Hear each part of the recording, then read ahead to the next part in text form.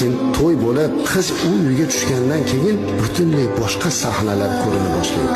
Qizingizni kelin emas qiz qilib olyapman degan qaynona o'zining uyiga qiz emas, kelin ham emas, balki bitta cho'ri yoki bir qul qilib olgandek munosabatini boshlaydi. Kelin ular uchun xizmatkor.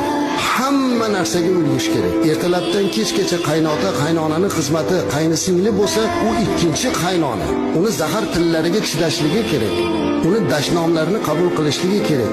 Shunday holatlar bo'ladiki, kelin faqatgina xizmat bilan ovora bo'lib, na o'ziga oro bera oladi, na erini ko'ynini oladi.